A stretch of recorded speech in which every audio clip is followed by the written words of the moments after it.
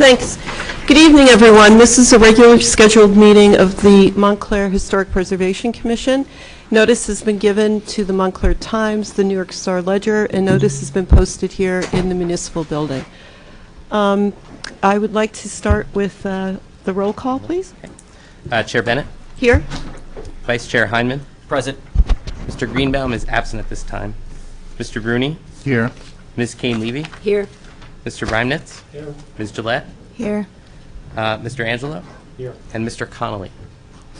He was here. He stepped out. Oh, No. there he is. So I'd just like to introduce our new historic preservation consultant, Mr. Tom Conley, who is sitting with us up on the dais tonight. Welcome, Tom. Thank you very much. Next order of business is the minutes. Has everyone had a chance to read the minutes? Does anyone have any changes or additions? No revisions here. No revisions? None? I would just like to ask that the resolutions on number 9, line 27 and 28, the resolution for the HPC consultant, and then we have resolutions that will be in the minutes tonight. Is it possible, Graham, to attach an actual copy to the minutes that will be online? Because it's hard when you go into the website. I can link the posting Yes, of the can you agenda link? to Okay. open the resolution. Because if you'd like. it's just an additional annoyance to try to find that. Sure, I can link Okay. it. All right, so no additions or revisions? Can I have a you have I have a question? I have a question about line 19 on the second page. It says the roofing material should be of copper finished with a green paint. Is that, that doesn't sound right to me.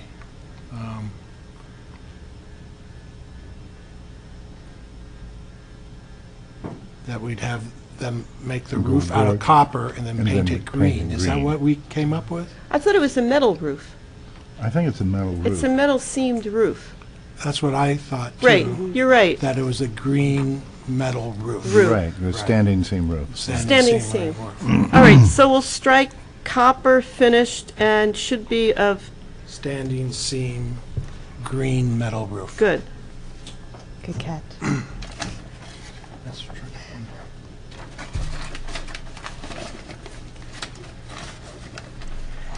So that sentence should read, the roofing material should be of standing seam metal green, no, standing seam roof painted green.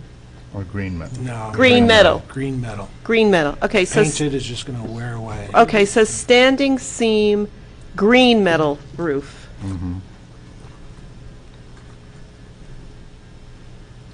Okay, good catch, John. May I have a motion to approve? I A move motion to approve? A second. All in favor? Aye. Aye. Great. So, the next thing on the agenda, oh, and I would just like to add that this is being televised. It will be on Channel 34, the municipal channel, and it is also being streamed on YouTube, I believe. So, the next thing on the agenda is old business. Application 2017-52, 222-230 Bloomfield Avenue, WEMLC Holding Limited Liability. It's a facade rehabilitation and storefront replacement in the Town Center Historic District. If you'd like to step forward.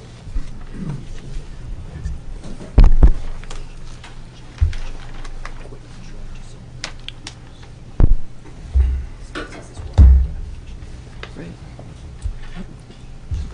Okay. Before you testify, John, you've been involved, and Jenny have been involved with this project from the very beginning. Could you just, No, Caroline, sorry. Caroline, and then you were I was there. part of the as well. Could you just give a little recap as to, Sure. This is a storefront at 222, 230 Bloomfield Avenue. The applicant came before this commission 2 months ago, and made some suggestions, and we also suggested that they meet with the revisions committee. Is that the committee we are? Yeah. Yeah, revisions committee, as a way to look more closely at some details and to help them with moving the process along. We did that a couple weeks ago, 3 weeks ago, and what we see here tonight is some of the results of that. Right. And I'd just like to add that the initial application was filed in December 2017 to construct a new facade at the subject property. And when Ms. Kane-Levy went to visit the site, she noticed that it might be possible to take off the, was it vinyl siding? Aluminum siding, and to see what was underneath it. And lo and behold, it was a great surprise, a good surprise. So since then, we've met, I think, 3 times at the site. So if you would like to, I don't know if you need to be sworn in? Yes. Okay. Could you raise your right hand and? You can just stand and raise your right hand. Thank you so much. You're both going to testify? Yes. Okay. So you just raise your right hand. Do you swear or affirm that the testimony you are going to give tonight before this commission will be the truth, the whole truth, and nothing but the truth? I do. Could you state your names and? Sure. My name is Mark. Last name is Bess, B-E-S-S. Thomas Reynolds. And what is your association with the project? Oh, I'm the owner of MBA Architects Okay, so you're the architect? in Montclair, New Jersey. Yes, and, So I am the design consultant for this project, Green Stories. So. okay. So you're going to fill us in a more detail of what's been going on at the site? Well, since, of course, you're aware of this, but just to kind of add into what Mr. Reinitz had said, the aluminum siding was removed. And like you said, lo and behold, we found a lot of decorative terracotta features above the storefront area, underneath the aluminum siding, along the top, as well as some of the vertical piers, which are shown in the drawings and some of the photographs. So that was a nice surprise. We also got some information, or received some information from the committee commission as to who the architect was for this project. And we were able to, with the help of the committee, obtain some historic photographs of the building, which are shown on the drawing. One photograph dates somewhere around 1940. And then another similar project, another much earlier project by the same architect. So you can see kind of a consistency of the use of terracotta, some of the decorative elements of the building. We also had shown here some close-up photographs of some of the features. Again, with the assistance of the committee, we were able to contact a consultant that specializes in working with terracotta, historic terracotta. This gentleman came down from New Hampshire, took a look at the building, was driven around by us to look at some other projects in the area, and we were going to engage his services to repair the terracotta along the side of the building and to replicate a couple of features, particularly the now infamous eagle head, which we thought was an eagle, but he corrected us and it's actually an owl. So he's able to make a mold of the lone surviving owl head, put in, replace them in the missing locations of the building. So the project's come very far since the last time we met. We're all very pleased with it. Brings some historic relevance back to this facade, which was pretty phenomenal before. So that's really kind of the high points.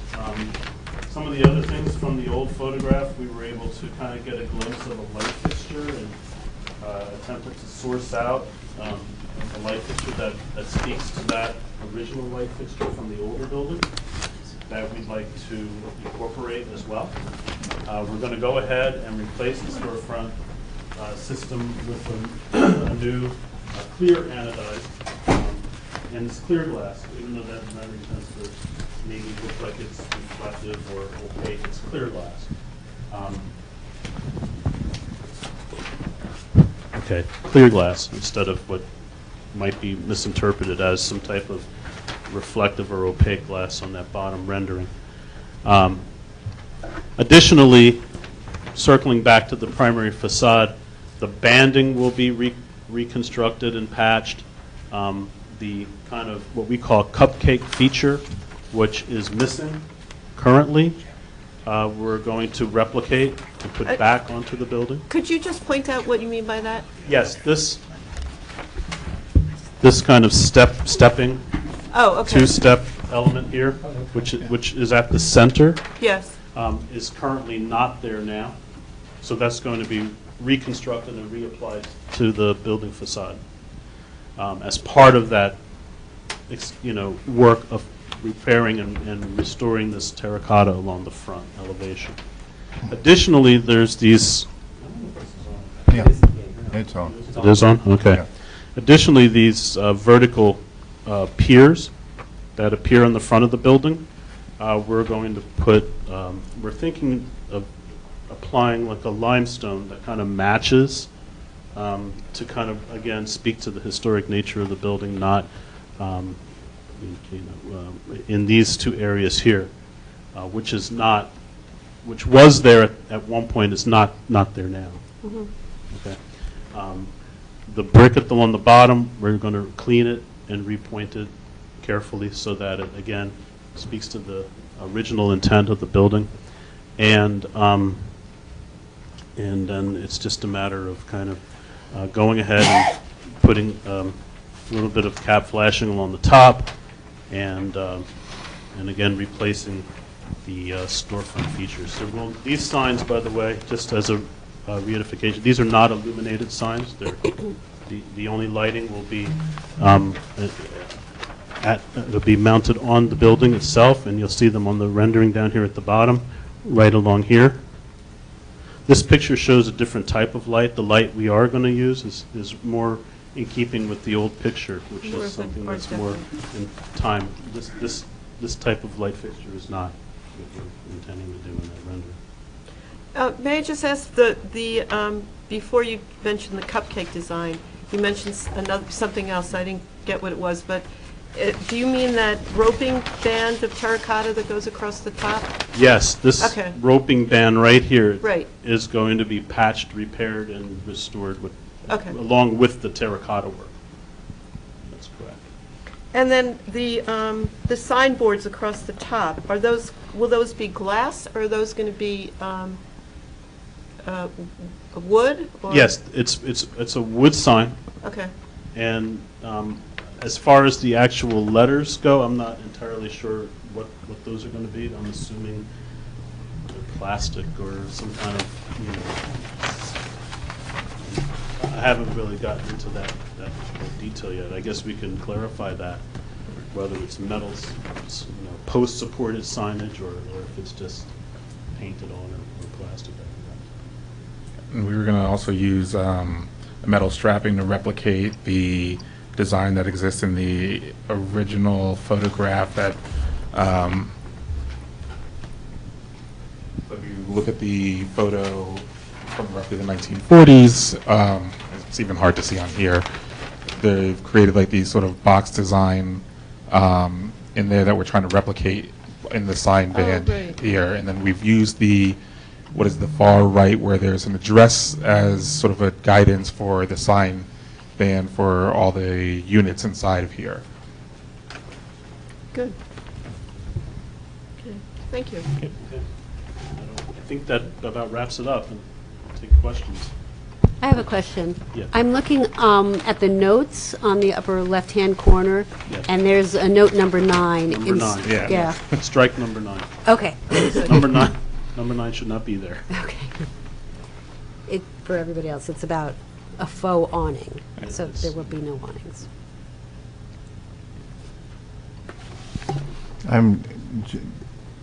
When you removed the existing facade, you found that above the rope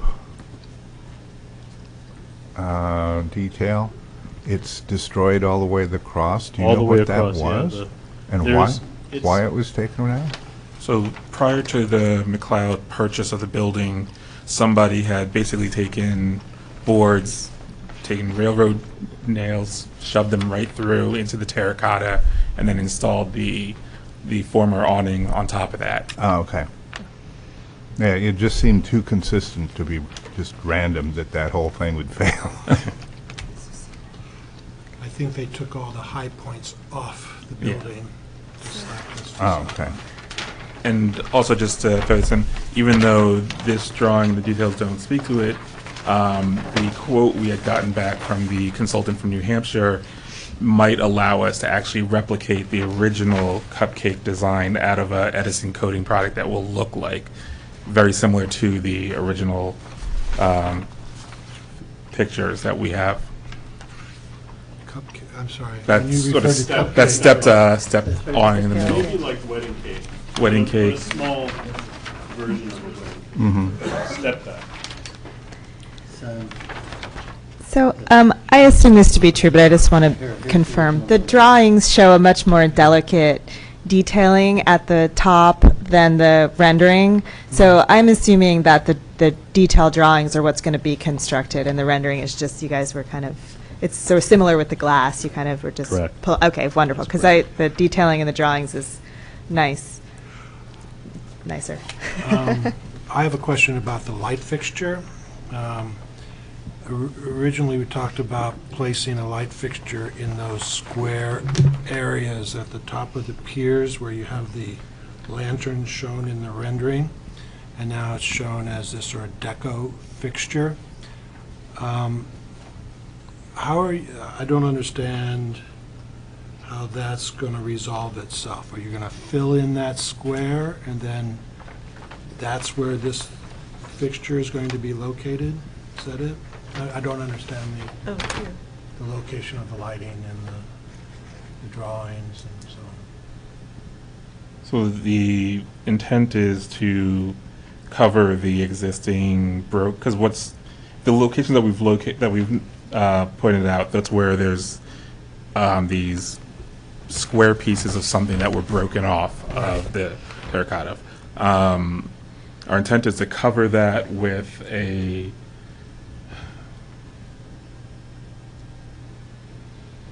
I don't know if we fully decided. Probably might we? Well, I mean, we were, in these vertical pieces that are broken, we were going to insert limestone that has the coloration of the terracotta. In here, we would have to have him, I mean, the consultant, patch that and infill it to try to get some consistency with the terracotta and mount the light fixture to it. Okay, so- That's what, wherever there's, from the way we've been talking to the consultant, all these areas that are damaged where terracotta is missing will be replicated. And Wow, created. that's great. Yeah, and then, That's so then fabulous. a light fixture will come, there's a hole there, I don't know if that was for a piece of conduit or not, but, we'll bring some conduit through. And, Oh, that's fabulous. Okay. This fixture, by the way, this is, I mean, we don't know what the light fixture was in 1940. If you have some suggestions about something that's maybe not as deco, because this doesn't appear to be much like an Art Deco facade, something that's maybe speaks more to that time period. To that, did you look, there's a building by the, across from the Board of Education that is the same type of terracotta. Did you go look to see up there? I know, yes. Yeah, just to Right. see, By the dry cleaner. Yeah, the see dry what cleaners and type of, the falafel. place. right, to see what type, if they're original. I don't. Yeah, that's a good point. You know, it might be very nice would be something that, sorry about that. What would be nice is maybe some kind of glass spheres, because everything's so rectilinear on the building, it'd be nice to punctuate it with Circular. something globe-like that project out and that kind of, Yeah, we're definitely. plus that might reflect nicely I think against, that's the more proportion of that square that we see there that they're filling in. Right. Yeah. Yeah. Yeah. I know, it might also be nice because it reflects Lackawanna a little bit. Yeah, I would look for a different lighting fixture. I just think Okay. that's a little bit too, and if you go look at that building, and I know there's other buildings around, I just off There's the another- top of my head don't remember where they are. The other building that's reminiscent of this from a facade point of view is the Fleet Street running shoe Right at the building. corner of Park Right, and Montclair. yeah. And, Midland. Midland and Bloomfield, yeah. Bloomfield, sorry, Bloomfield and Midland. But I think it's the same period. And then I have a question about your signage. I think historically in that area, there was a glass transom. So had you considered, or might you consider, instead of a wood panel, using sort of a spandrel glass, a dark spandrel glass, and then applying the letters to that? I don't know if it fits in your budget, but it might. I concur with that. I don't think it's impossible. I mean, maybe a tinted glass, Yeah, like a black glass. tinted, yeah. Mhm. Yeah. And I believe sort of looking at, was that 82 Church Street was the other terracotta where the dry cleaner is. They have a fixture similar to the original one we had put on the drawings and they only have the two at the center entrance on the exterior. So, You're saying more the lantern style. yeah, and I guess just to give the idea here, we had looked at, so Daniel Scrocco was the architect on this project. He had, out of Orange, and we had looked at two of his other projects, and they both had that sort of not exactly fitting, but the deco style lighting on them, which is why we had gone that direction. I don't have a problem with the deco style lighting per se, just the location way up high. If you look at where it's on the Sirocco other building, it's down lower on the columns in between, sort of at the height of the door. The way up high seems out of, in the wrong location. For that type So, of fixture. Yeah, for that type of fixture. And I guess, the intent was to try to utilize what was damaged to That's worth it. to create something. I would wonder if the board is comfortable with us penetrating the existing terracotta with something like that, or You mean to bring them lower? to bring them Yeah, lower. I think it probably would be a good idea to use the area where. Where it's you need- broken. where it's Right. broken. Yeah. Right. And- What I was thinking is maybe the same material you use as the transom material that my colleague suggested. Let's say you were doing either a blackened glass or a dark glass. Maybe make little panels that have a penetration through where you can run the conduit, and then have a sconce mounted upon that as kind of a capital, a little bit of to bring some punctuation there. So above the signage? No, where the lights are proposed presently. Oh. In that damaged area, Yeah. maybe a fascia in the same material as the Oh, I see. spandrel material. Right. And I think that might bring some richness. And then have again, I kind of see a light that kind of projects out as a little bit of a pendant, like a sphere or something like that nature.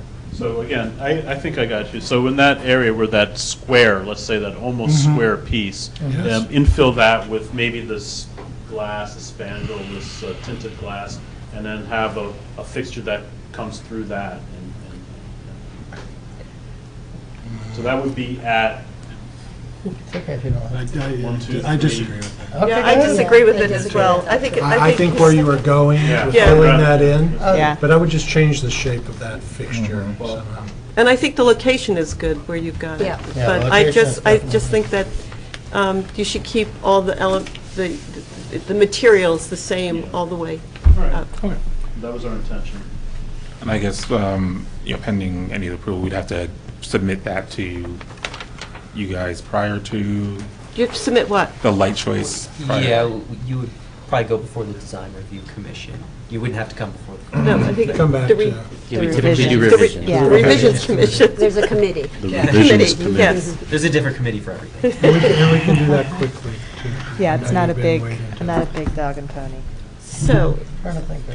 any other comments or? I have comments that, thank you for Yes. working this bravo. through. Yeah, I think And thank you for finding someone who sounds like they're going to replicate some of this. Yeah. I didn't think that was going to happen Came at all the all. way from New Hampshire. spent Really? time there. Yeah. Wow, that's really great. Very cool. Good job, He's committed. good job. Yeah, Fabulous. we need his card.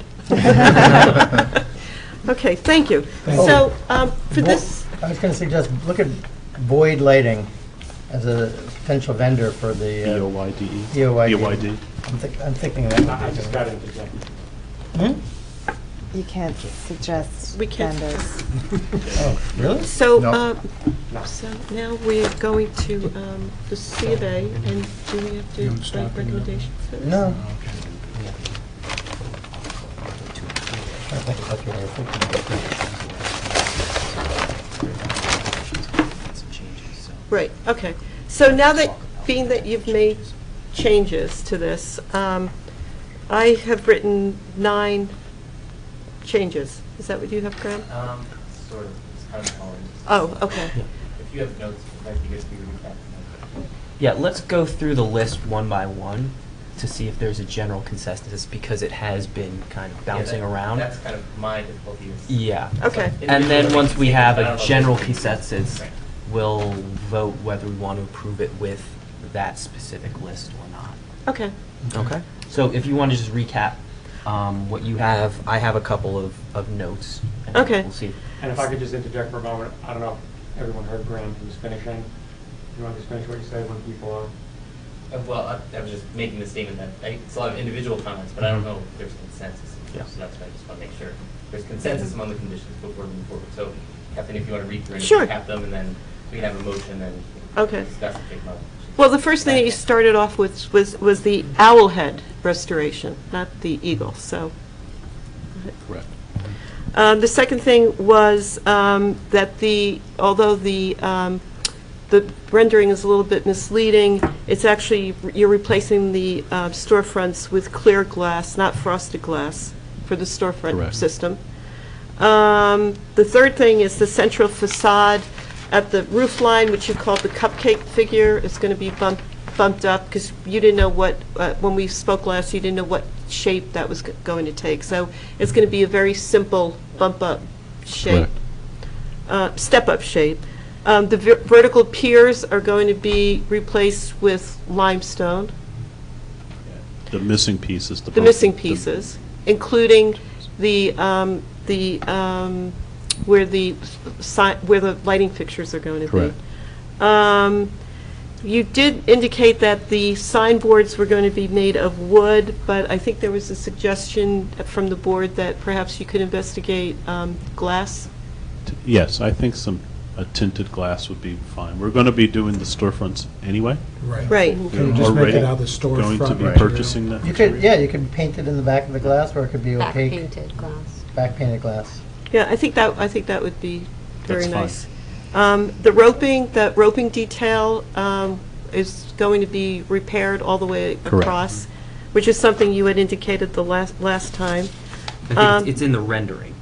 Or Right. not the rendering, but in the drawing. In the drawings, okay. The background where the lighting fixtures are going to be, you're going to replace that with limestone. Correct. And the light fixtures, you're going to find something that's a different shape and a little bit more in keeping with the original design by looking at other buildings within the area that have this type of design or some type of a pendant round shape. And so that's 8, because the 9th one was the spandrel glass. And also this note on the drawing is Oh, yes. Delete 9. about the awnings. Great. I'd like to just make a comment just about that, what you call the cupcake, or I'll call it a ziggurat. I would just say that your drawing, you happen to have the benefit of it, a photograph of the original drawing, of the original design. And I would just say that I would try to match the proportionality of that. This looks a little light. Also, the little caps on the top, it would be nice if you can keep the same proportionality above the owls.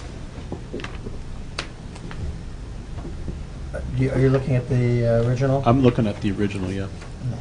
No. I think if we look at the original and we look at the, Trying to keep it. you know, what ended up happening, presumably here, I'm making some assumptions. Plus, oh, The If you, well, the the intent bump was- up is part of the signage area on the original, and we have not. Somehow it's been modified. I'm not sure when or how that might have happened. And a big part of the intent was to make sure that anything that wasn't going to be replaced in kind with some, either an Edison coating, a limestone, or something of that type, did not fake it. So if like I said, if we're able to, if it fits in the budget, and the consulting come in at the price he says he can, that thing's going to be rebuilt to sort of the original design. If it can't be, I personally don't want to fake it and make it seem like. Yeah, and that's perfectly fine. You don't have to We'll do that. try to scale off the proportions of what was there Okay. to the best of our ability using the imagery that we have. And you can kind of put it on the computer, you can enlarge it to a certain scale. Right. Scale it off and try to replicate it to size. I have one more question. The choice to use limestone in those missing column areas, why did you select that as opposed to the same material that you're going to build that parapet cupcake out of? Is that a cast stone or? That would also be another one that if the, we don't want to make the promise if the numbers, because the cost has basically gone up significantly. But and the consultant said if he can make it work, then we will match it. But if not, I don't want to make that promise now. And I'm just surprised that limestone might be cheaper than a cast stone material. it's not a cast stone, but yeah, Cast stone is less than limestone for sure. Right. yeah. But limestone, whatever material goes in here will match or try to speak to, if he can fill this and redo this with some kind of the material that looks like and feels like terracotta, that would be ideal. That would be ideal. If not, and if he's not going to be able to recreate that, then we thought limestone would be close, would have the same kind of coloration to it. I think it has a nicer appearance than cast stone, and will probably weather better over time. And I think we could maybe budget just a couple of pieces, rather than. That was the thing. The thing about cast stone, you can tint it precisely to the color to match the terracotta, as opposed limestone true. just comes in limited. Would that be preferable to? Well, I think if the idea is to match the color of the terracotta. Okay, so number 7 would then be changed to the back of where the lighting fixture is going to be located would become cast stone. If we're not, as a second to using the material that would recreate the ziggurat. Okay, Can I make a suggestion with that? Sure. That samples of whatever materials you're looking at be provided to Yeah. the revisions committee, or whatever committee that's called. Materials. do you have any other additions? Okay. So, I guess I just had a few questions on the 9 different notes that Kathleen read through. So are these, a few of them sounded like they could be reworded into conditions, but are these also just noting changes to the drawings? So, because typically conditions are much more prescriptive, like the applicant shall return to the revisions committee for final selection of finishes and materials. The applicant shall return to the revisions committee for final selection of the light fixture. They're more directive than they are kind of recapping changes. So, See what I'm saying? my thought was to put forward a motion to approve the C of A and approve the proposed facade renovations as depicted in the plans, with the exceptions of, and then list the changes. Okay. Like the omission of number Nine. 9, the change I think in the drawing it notes the eagle head, change that to owl head. Okay. So, those more, I guess, ministerial changes, Mhm. and then have a separate section where we talk about Those conditions of the approval. conditions, Okay. Such as changing the light fixture and then coming back to the revisions committee. For final selection of materials. Same as with the Light fixture. replacement materials for the columns and Mhm. for, I guess, the little squares where the light fixtures would be. So Okay. that's how I would Okay. propose it. Certainly do that. So, maybe we'll break it up. Let's go over, the simple changes to the plan. Mm-hmm. And we'll vote on those to make sure that that's the group that we want to go with. And then we'll discuss the actual conditions. Conditions of approval. Okay.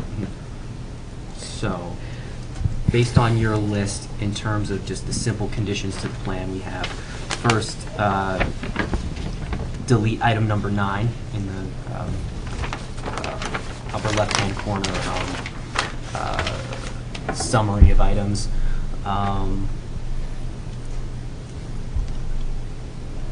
The next item would be to specify that, It's eagle head, not owl. the eagle head, not the owl head. Right, that's on number 12. The details would match those of the drawings and not the general rendering. That's 3. And I think the last one was the suggestion to, for the cupcake or cigarette, that it would match the proportionality of the original. What's good about that too is it gives you an opportunity to hide your mechanicals behind it. How many is that? That was 4 items. Is that 4? Mhm. Okay. So, all in favor of those proposed, or I'll make a motion to approve the plans with those changes, subject to additional conditions that we'll discuss later. Okay. Second motion? I'll I second second. that motion. You want to call the vote? All in favor? Aye. Aye. All right, now let's talk about the more specific conditions. I think the first one was the change to the sign paneling. Mm-hmm. Change that from a wood with the aluminum bands to a glass, glass and aluminum, or back painted and back painted. Are we keeping the aluminum bands with the back painting for the lettering? Oh, for the signage or the lettering? Well, I could imagine the storefront is all clear anodized aluminum, right? That's correct. And you could just continue that it up. above and put in Yes, and fill it spandrel with a- glass into that system. And just, that's what I would suggest. And then In terms of the lettering, we would prefer, I'd like to suggest that we prefer metal lettering rather than a plastic lettering. Like a laser cut aluminum or, onto Wouldn't they glass. come Onto the back glass with- house. Onto glass? Come Well, back they can, to yeah. They apply signage it with as an a separate adhesive. committee.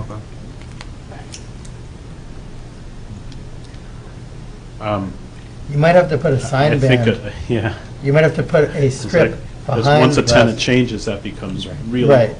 onerous on the owner to. Right, Right. right. So what you could possibly do is, whatever glass surface that is chosen, perhaps there's like a matching lucite or something that could be used as a, If there's a replaceable, like you said, a band or something that the signage can be applied to, that can then be attached to the glass without too much effort, that would be more acceptable to Yeah. us. no, we're sensitive to the issue of needing to change from time to time. Okay, so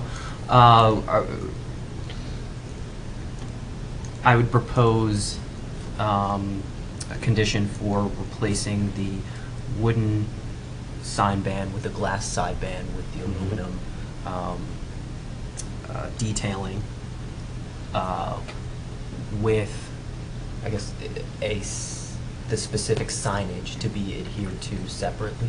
Yeah, a separate sign. separate substrate for which metal letters are applied. Yeah, It could be pin mounted, it could be, We'll agree to that. Mhm. What we'll do is I would allow, if you would allow us to present something to the revisions committee? Sure. Because it might be more appropriate or easier to just have a sign ban with the wording cut out of it and apply to it. Sure. And that way, a new tenant comes in, they have the same sign ban. Right. They take to their designer and have their letters cut through and put Right, on. right. So it reads the glass from behind it as a contrast. Right. Mhm. Yeah, that's a good idea. That's good.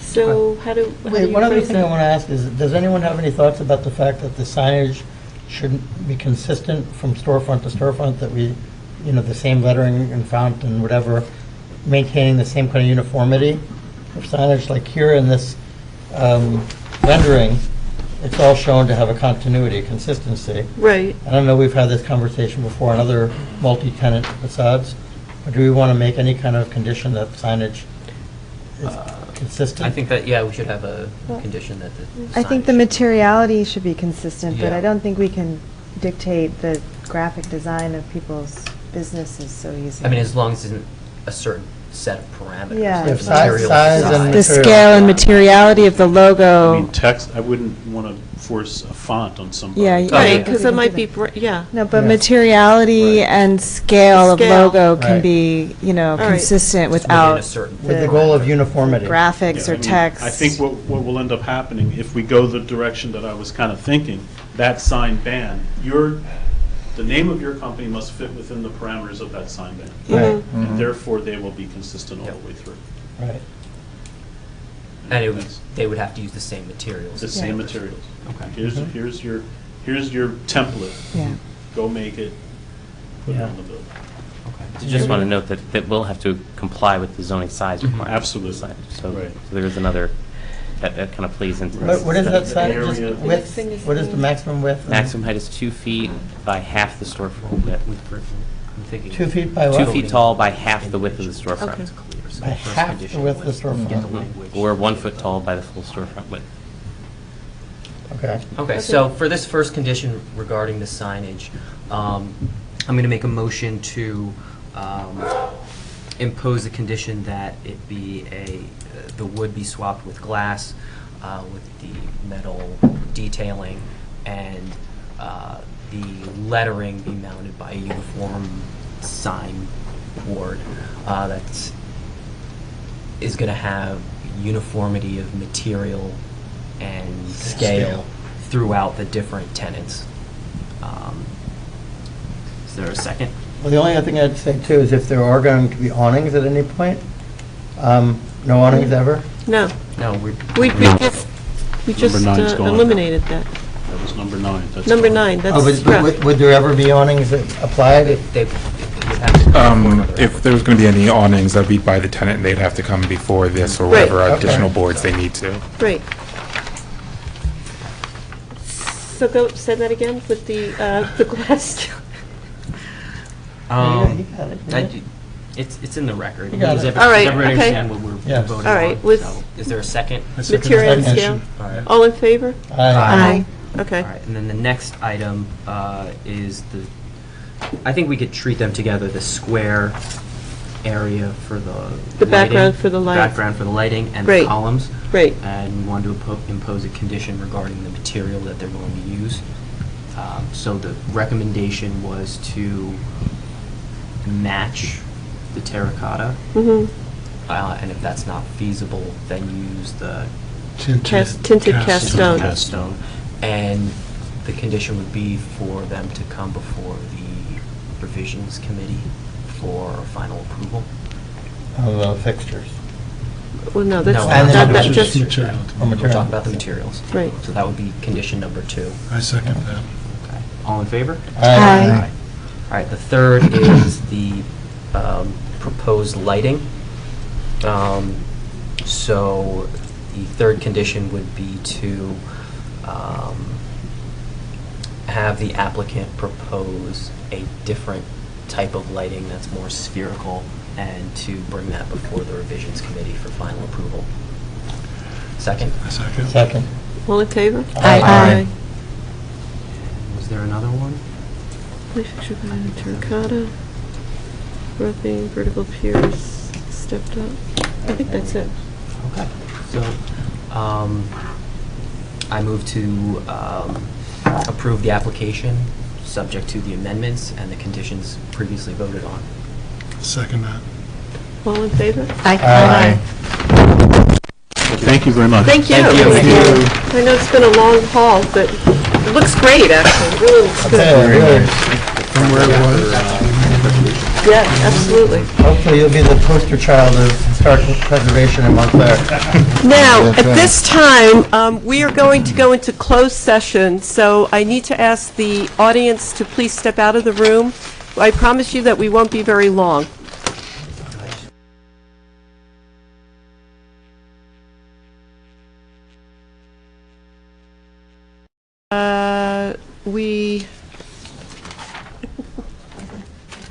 Our next new business is application number 2018-31, 180 Bloomfield Avenue, Brazil Paradise Grill LLC. It's an installation of the exhaust vent hood on the eastern facade of the building, visible from Bloomfield Avenue. The reason it's in the Town Historic District, and this new venting system will be visible from the street and from the sidewalk. So that's why we're looking at this. And Mr. Conley has prepared some notes, which Graham. Okay. Okay, would you like to be sworn in and identify yourself? Thank you. Could you just give us your name, please? Russell Dressler. Great. Do you swear or affirm that the testimony that you are going to give this evening before this commission shall be the truth, the whole truth, and nothing but the truth? Yes, I do. Thank you. Okay, can you walk us through what you intend to do? Okay, is an existing hood fan there that was there before when I got the restaurant.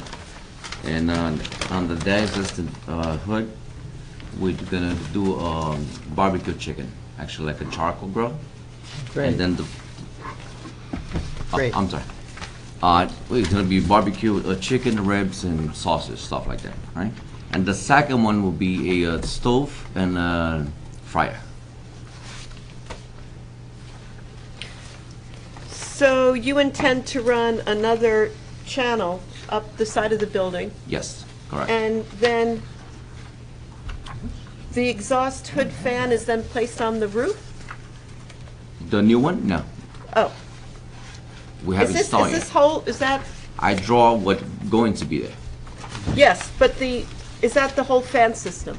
Yes, exactly. It's exactly next the one next to it. Exactly. No difference.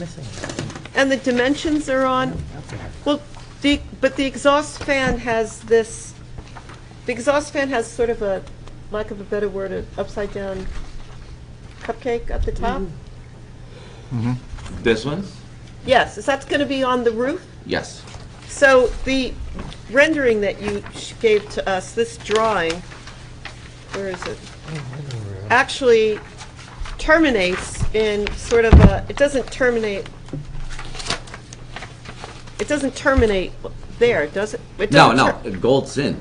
It goes onto the roof. Yes. And then I there's just did like it a like that because I saucer. don't know how to do graphics like, Right. perfect. But it's exactly like the existing, where it comes Exactly up, like the existing. it makes a right angle onto Exactly. the roof, and Exactly. then I guess the exhaust fan The exhaust fan is right on on the top. roof. Okay. Oh, that's where. And it's the same exact size, Same exact size, Okay. nothing different. Yeah, and just to note, at the top of the first page, we see these a lot, building permit applications. It says the exhaust fan will be 10 feet from the roof edge on the front page of the plan set. So it will go, do a return and go back onto the roof 10 feet. And there's an exhaust fan up there now The that's old connected one. to this? Yes. Oh, so from this angle, from, I guess, the lot, you don't see it because you're close to the, No. okay. You're putting in a makeup air fan also? It's not shown on the elevations. On your section, it says a 2160 CFM makeup air fan. Yes, I believe that's connected to the same fan. Well, it's on the side of the building. It's a mushroom head. You saying this page? Yeah. Right here? Okay. Oh, that's a demonstration of what's gonna be on the wall. Yeah, but this isn't shown anywhere here. It's gonna be down here someplace. That's the hooks that hold the fan. I don't think I'm Right, getting it straight. Right below what you show is angle supports. Angle supports, yeah. Right below that is something that says makeup air fan. Oh, this one. Okay, that I don't know exactly what it is. Yeah, I it's, know what it is. It makes up the air, otherwise you can't exhaust, but it's not shown, you can't tell where it's being located on this drawing. Okay, I can. okay. I have a question. Sure. Is the ductwork the same size as the ductwork that we see next to, Existing one, yeah. it's the same size? Same size. Is it held off the side of the building, the same dimension as the other ductwork? Yes. I called the guy and asked the same question. That's all my questions. My question is that ductwork, it appears to be away from the building? The new one? Right. That's exactly what I asked him, and he said no, it will be the same measurement as the other one, not to be unlevel. No, but where is this?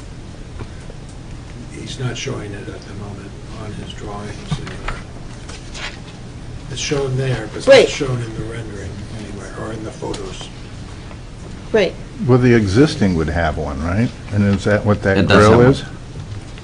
That white grill? Below the fire escape? Where? Here? Yeah. Yeah, I think it has to do with the size of the exhaust. So the grill probably brings in fresh air, or brings in makeup air for the other one. Right. And this one might be sized larger, so it needs... It needs a little help. It needs a little help. Okay. Well, if you could put it between the two ducts? Maybe? Does anyone have questions? I don't think we're quite sure I'm still where a it's little- being placed. Yeah, I'm a little I would confused. I don't- guess it has to be below the ceiling of the first floor in Oh. order to bring air into that restaurant there. Right. So I'm imagining they'll locate, well, here, I'm not going to imagine anything.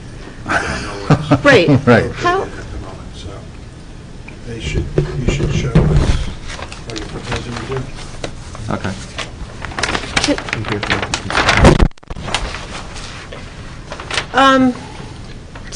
Now, I mean, does anybody have any Any more more questions for the questions? applicant? No. No? I do, actually. Is the finished material of the both existing and proposed duct, is that a code-governed material? I'm not sure if you're able to answer. Or is the finish of it dictated by the building code? Yes, so it will look like what's up there, exactly the same. except that we don't, but this is your rendering, we don't exactly know what's going to be there.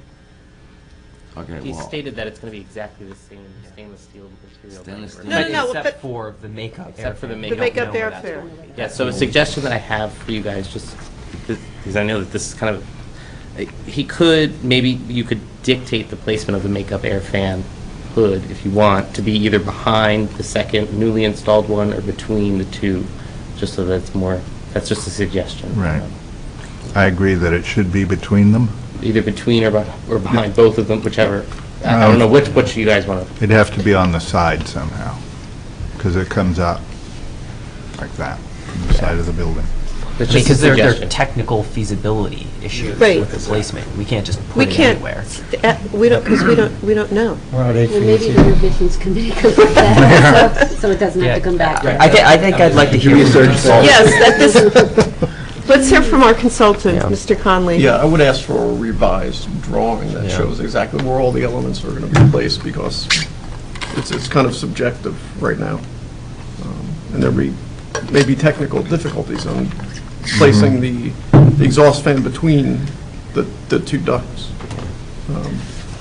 Graham, can this I go think to- a drawing would be very helpful. Can this go to the minor applications committee? You mean the revisions committee? Or the No, because can it go to minor? I mean, it's not I like mean, facade yeah, work the language in the ordinance with respect to minor applications is very broad. Yeah. And so you can refer. I mean, my suggestion would be to have them come back with more detailed drawings and then put it before the minor applications committee, because then it could just go right through. It would be much simpler. And to be sure that if you're proposing to be off the building in the same dimension as the other one, close to the building, that is, just make sure that's clear in the drawings. Because it is reading like it's further out. And also, in terms of the finish, I think painting it would have some issues with peeling paint, but Right. might have some kind of a dulled finish, so it doesn't have to be a shiny, brand-new aluminum band. There's usually stuff in the code that says, I'm just not as familiar with the code, or Well- what you can do to that. May I ask, I'm not familiar with these types of, these ventilation systems, but wouldn't it be possibly best to have the company that's doing the actual install, whoever did the analysis in terms of volume, the whole design of it, that person provide him with the actual drawings as it will be built, then present to us? So then at least we know from a mechanical point of view, his representations are mechanically feasible. Yeah, he just needs to provide us with an elevation. Yeah, I think. I think A that's drawing We've like got this, two but with the sections, side now we need an elevation. elevation. Yeah. Yeah. So, Just so- for the benefit of the commission, just because Mr. Hyman had asked, a minor application can be defined as a request for approval of fences, signs, awnings, lighting, paving, or other streetscape work, which in the opinion of the minor application committee will not substantially affect the characteristic of the historic landmark of the district. this so I could think be that would referred- fall under that. Yeah. So we'll ask that this applicant come back with a revised drawing. Well, so your request is that they'll return to the minor application Right. committee with a revised elevation drawing showing the placement of. Isn't there some, either the building department who approves this design? Is there a, Yeah, this requires a building permit. Yes. so maybe the actual mechanical drawings that are going to be presented to the building department would also include an elevation, so that we know that the elevation will conform to the mechanical requirements. Just from my experience, I can tell you that this has served as that drawing. Yeah, I was going in to the say, this building is permit probably right application. here. Okay. I think Steve is right. We just need an elevation. We don't need to know how the mechanical system works. No, We not have at a all. basic concept, but we just need, from our point of view, Right. where is it? Show Right. it to us, boom, done. Okay. And perhaps a committee as opposed to back here. Right. Yeah. Right. Okay, so, Do we need to vote on this to send it, or? So this is wouldn't be a something the chair vote, no. can Yeah. Just send to, Just- okay. And just, our next meeting of the minor committee, just so everybody's aware, is on Monday. So I don't know if the applicant, if you can I get mean, something if you can revised. get it to us by Monday, we could take Next care of it. Monday? Yeah, like Or if you can 3 get days something from now. tomorrow, I can. If not, it'll, 4 be, days. 2 weeks. If not, but- it'll be another 2 weeks, but just. so you- I'll contact the company Okay. tomorrow, see if you could draw something. Just, I know you've been waiting, so we're going to move you next. Yeah. 4 months. Yes. Yeah. Renovated the place. Okay. But yeah, if you can get it tomorrow, we'll look it over the weekend. Okay. And we'll get you something Monday. Wonderful. Okay.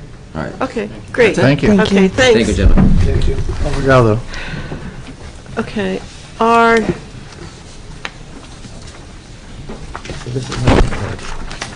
next application is a referral from the Board of Adjustment, application 2564, 441 Bloomfield Avenue, 441 Bloomfield Avenue, Montclair LLC. This is a use variance for professional office use on the first floor in the C1 Central Business Zone. This sits in the Town Center Historic District. It is listed as a contributing building in the district. And the project description, what we're looking at are what are we looking at? The signage, the openings on the, I think you're proposing new window openings on the Glenridge Avenue side. But walk us through the application before, but before you do, you need to be sworn in. Before they get sworn in, Oh, wait. say something Sure. really quickly. Just to be clear, this is an application that's going before the Board of Adjustment for a couple of variances, including a use variance. And where's that on the memo?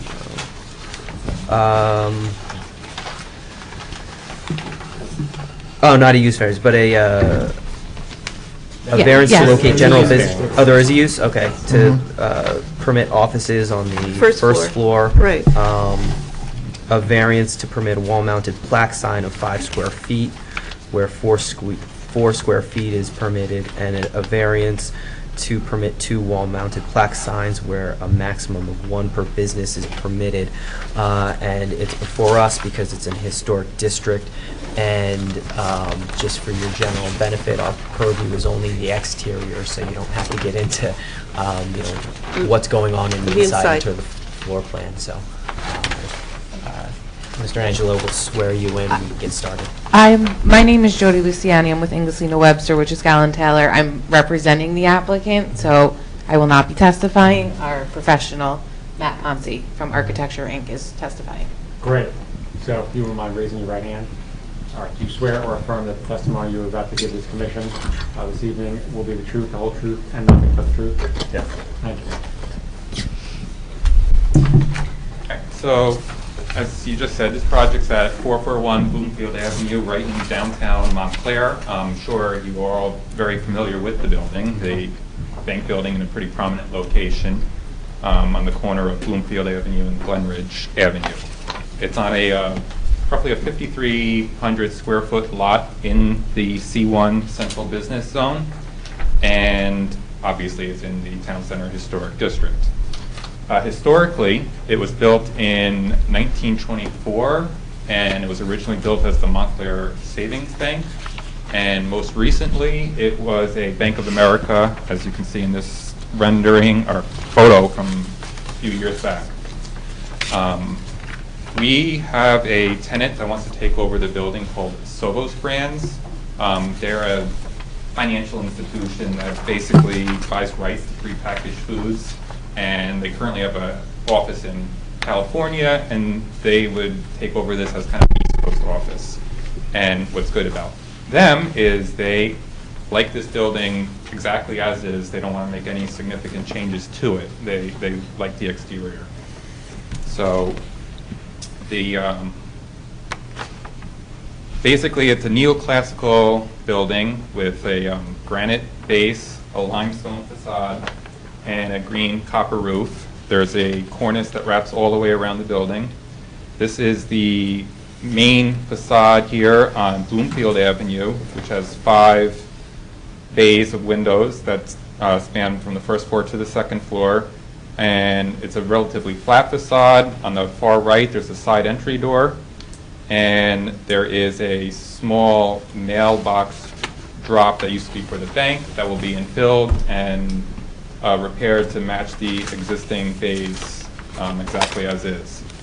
As you come around the front to the main entry, which is on the corner of the 2 intersections, we are proposing 2 small signs, 2 plaque signs that are going to be 3 feet by 2 feet. The variances that we have to go, the C variances, are for the size of the signs and the number. They are, I think you're allowed 4 square feet, and we have signs that are 3 by 2. And you're only allowed 1 plaque sign, and we're proposing to have 2, 1 on each side of the door.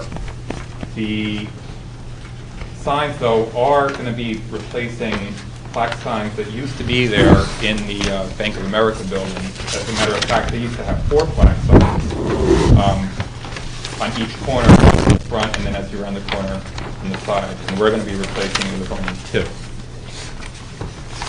As you continue around the building. You come to the Glenridge Avenue side, which has a bit of a slope to it. And this is where we're going to be doing some of the window replacement.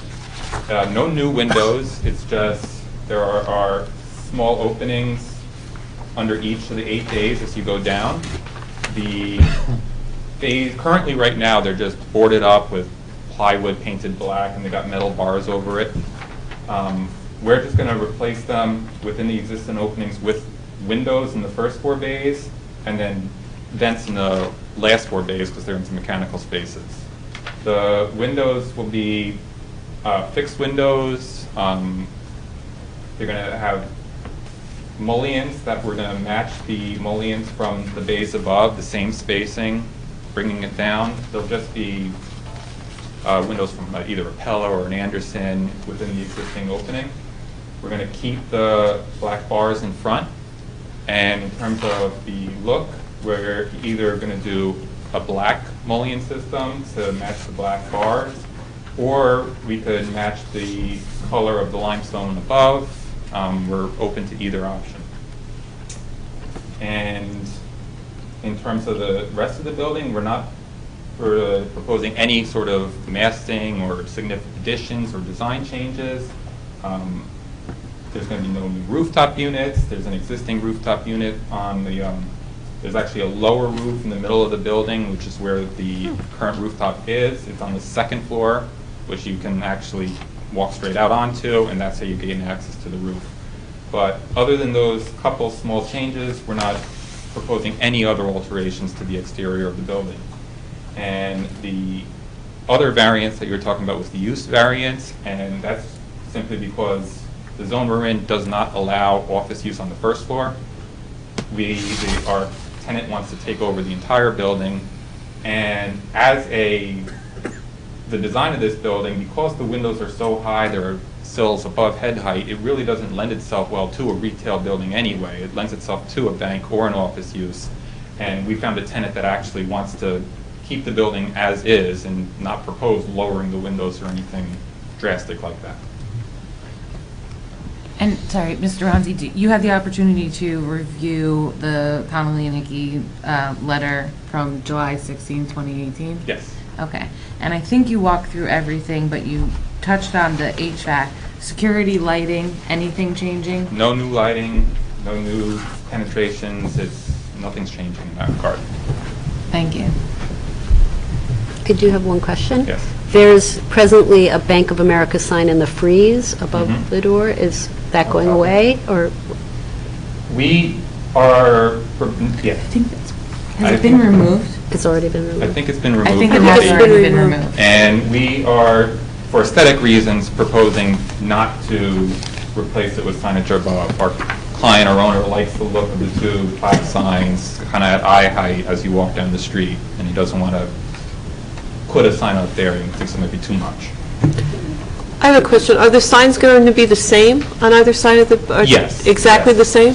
They're bronze signs, 3x2. They'll be attached to the wall either with like a bronze bolt in each of the 4 corners, or we can attach it with like the construction glue and then adhere to the wall that way as well.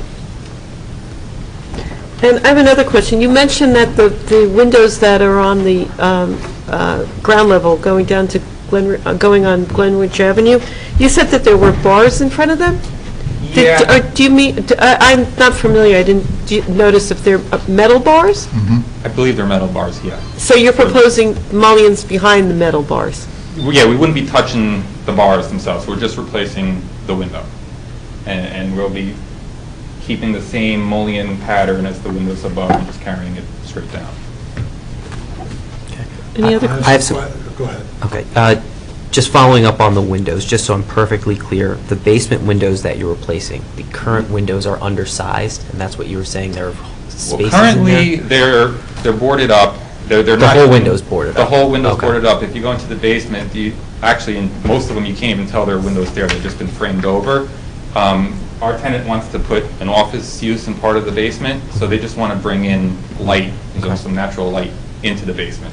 Okay. That's all. So existing, there are no windows, it's just boards, on all of them? On I think some of them might be vents too, but they're just, there's no windows there. And have the Bank of America signs that the Sovos brand sign is going to replace, have they been removed yet? I believe they've been removed, yes. How were they mounted?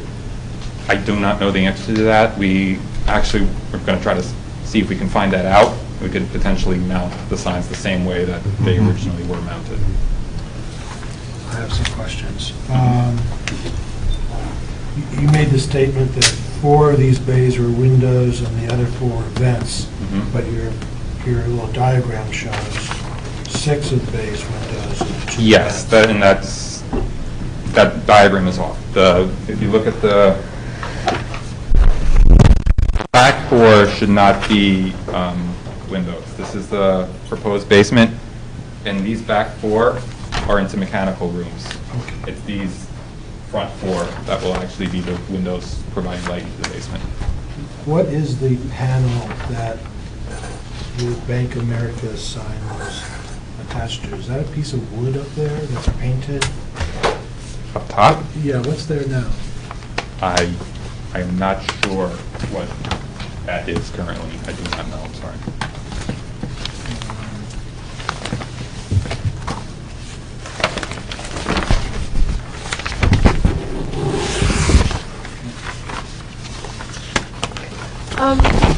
So you propose to go back to look to determine how the old Bank of America signs were mounted?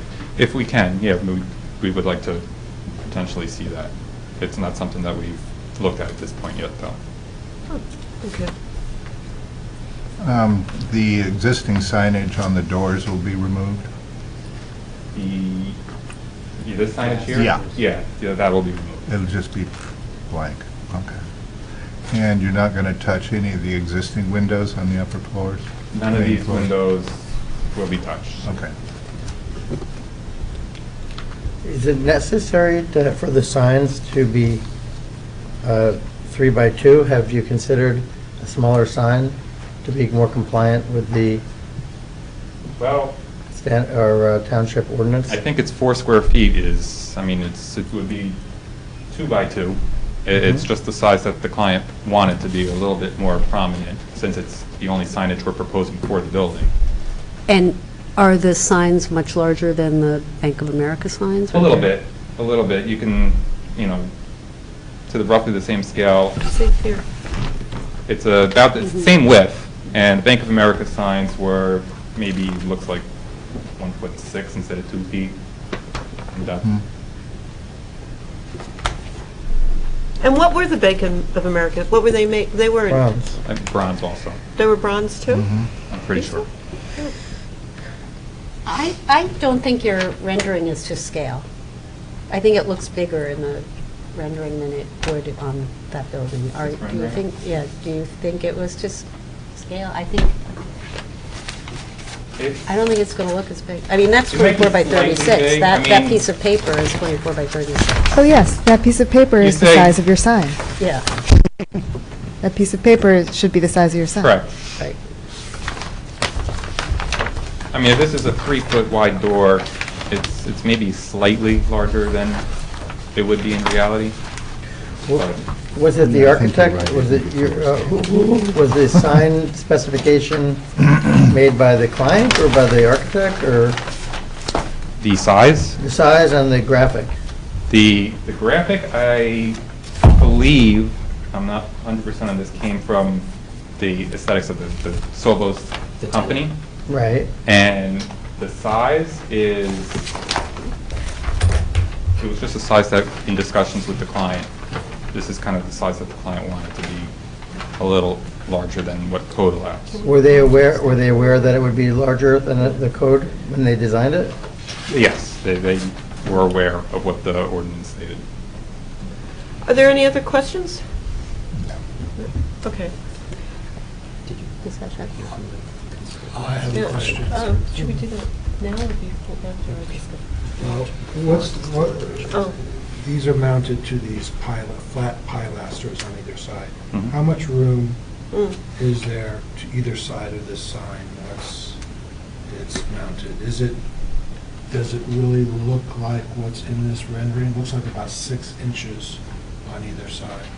Or is it the same width as the existing Bank of America signs, just taller? We would, I mean, I do not know the dimensions, exact dimensions of the Bank of America sign, but we would be, if not the exact same width, about the same width. I mean, the Bank of America sign has about that same 6 inches on each side. It's just because all we have here is the dimension of the sign, but we don't really have any other dimensions. So this sign could show up 3 by 2 and overlap the pilaster, we wouldn't know. So that's my question. When you find out how the existing signs were mounted, can you reuse those mounts? Potentially. That would be the idea. If not, can you make sure that if it's being pinned in, that it goes through the mortar joints and not through the stone? Okay. Okay, any other questions? Then can we hear from Mr. Conley what your remarks were about this?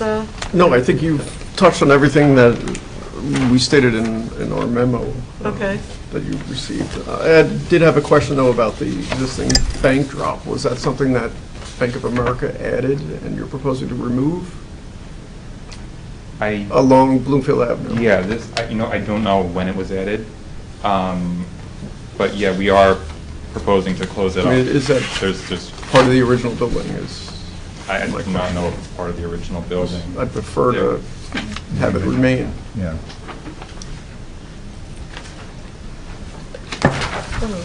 That's a good. That's something. On the we can look Bloomfield into. Avenue side, there's a bank drop and there's a slit, a slot. And actually, that came before this commission about 4 years ago. They did renovations on that side. Do you remember that? I don't know. Is that the slot there? Is that? It was brass at one time. Has that been on Bloomfield Ave, right there where you just pointed? Is that? It looks like it's just covered over now. I think it's just covered over. In the report, there was actually a more recent photo showing it. Kind of looked like it was just covered over and boarded up.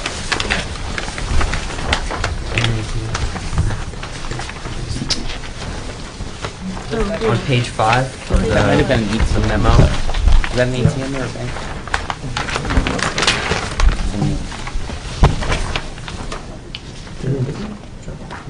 That's it.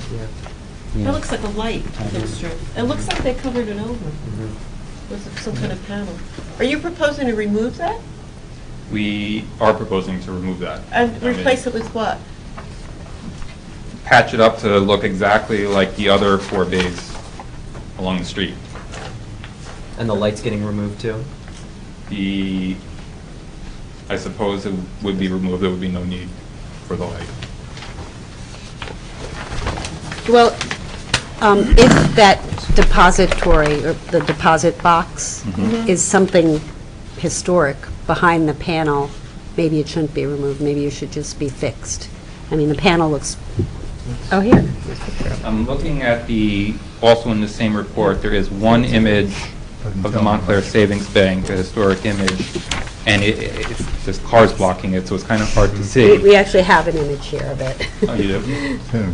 And Google Maps. I don't know if, I don't see any opening there in the historic photo, but again, the car is kind of blocking part of it. What do you It's guys see on the right phone? below the light fixture. Do you want to pass it down? Well, Can you show it down? It's outside he's the on- record. Outside the record. Oh.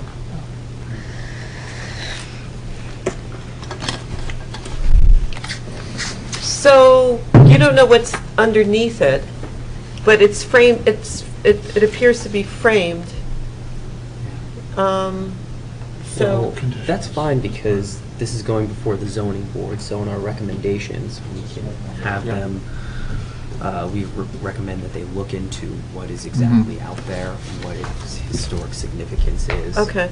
And make sure they present that to the zoning board. And if it is original to the building, it should remain. Okay. Can I make a recommendation now, too?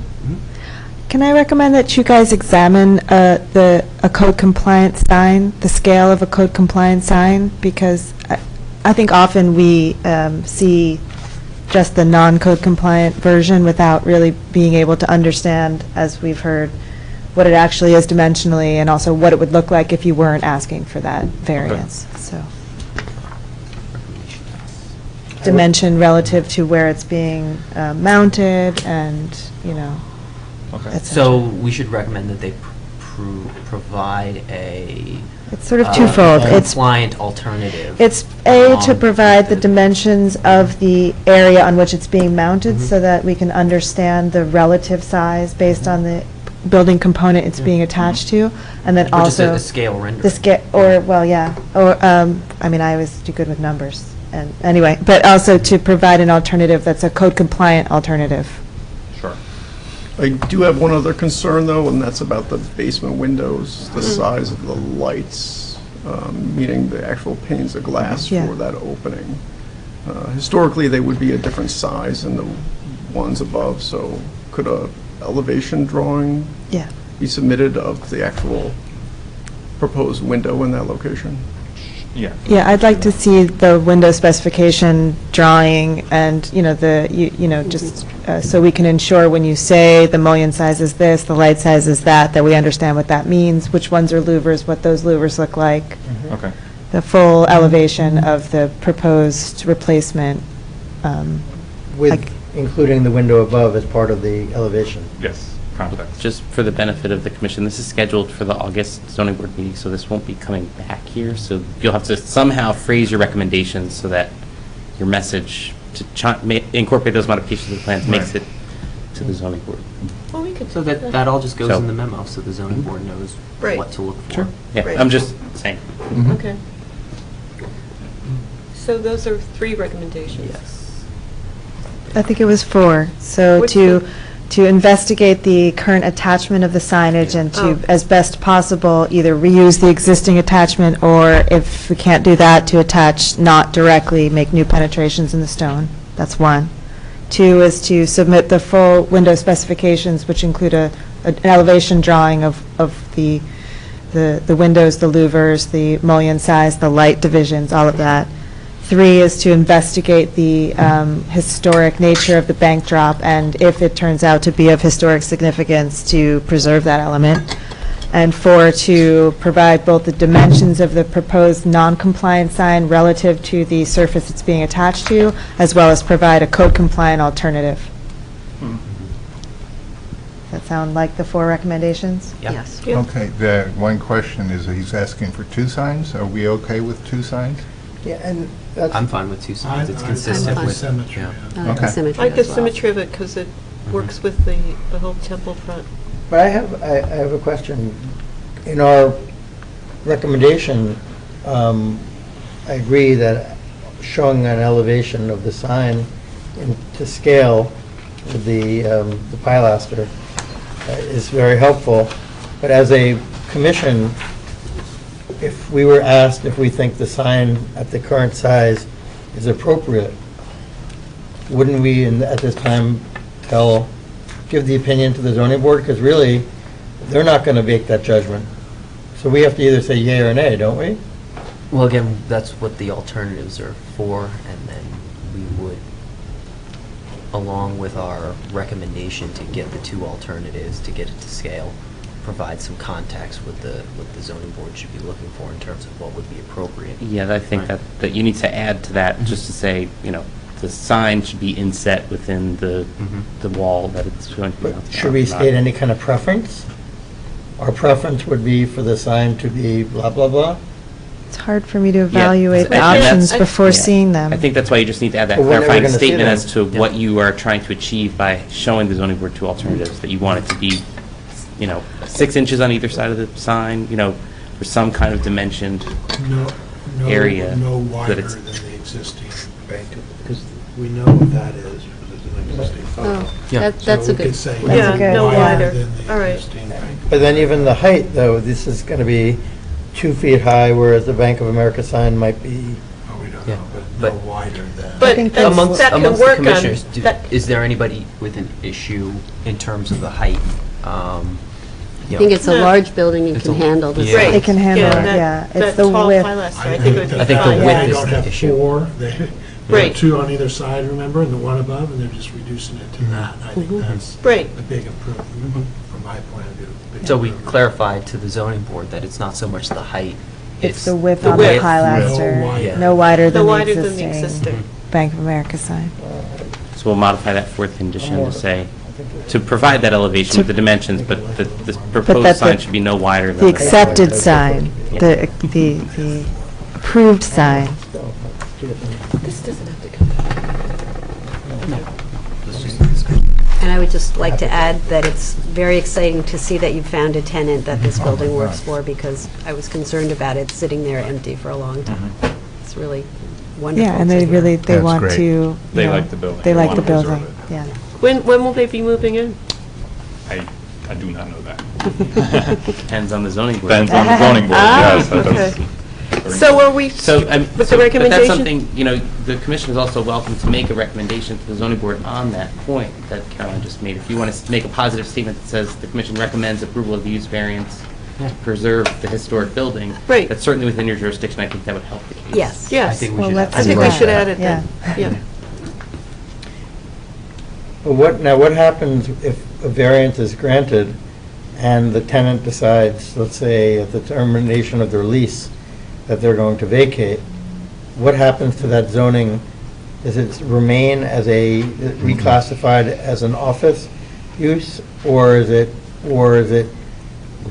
It's really up to the board. Sometimes the board is very prescriptive with their approval of these types of uses, that it must be an office use only of this square footage and this configuration. Any change has to come back to the board.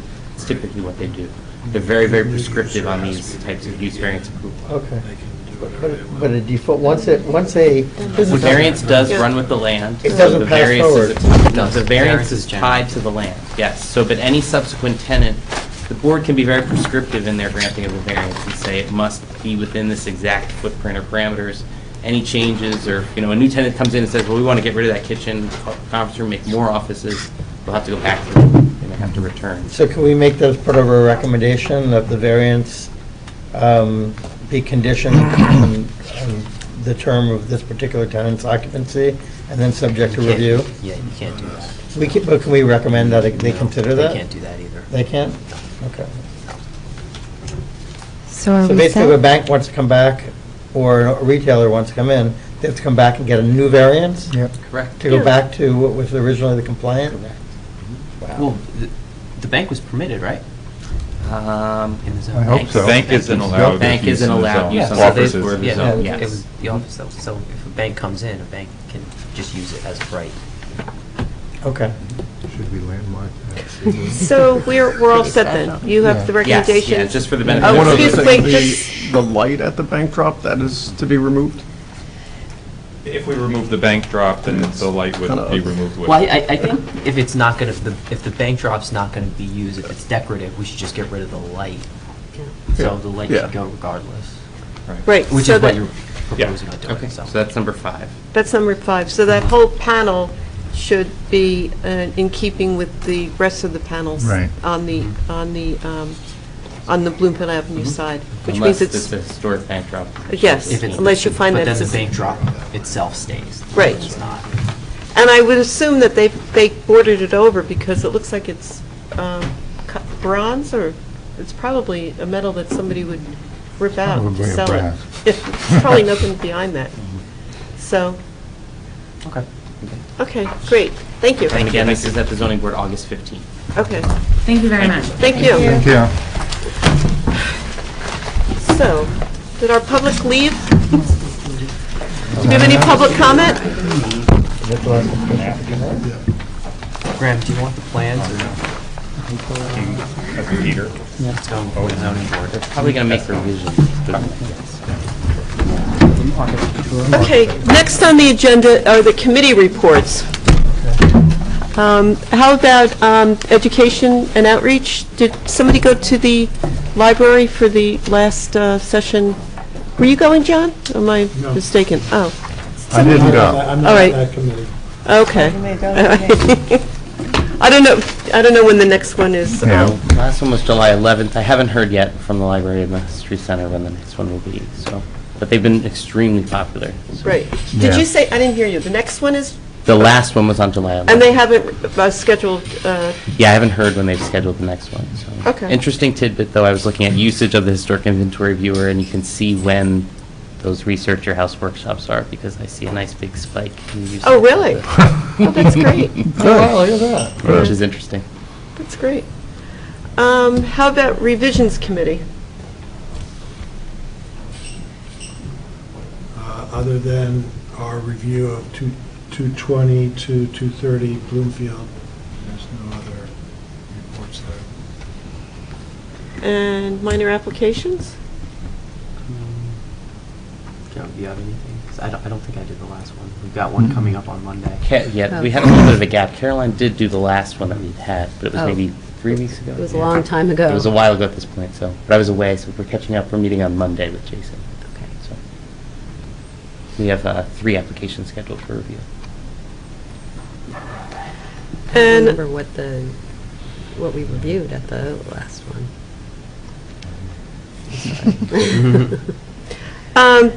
under the nominating committee, Graham, maybe you could speak to what's going on with the expansion of the West Bloomfield.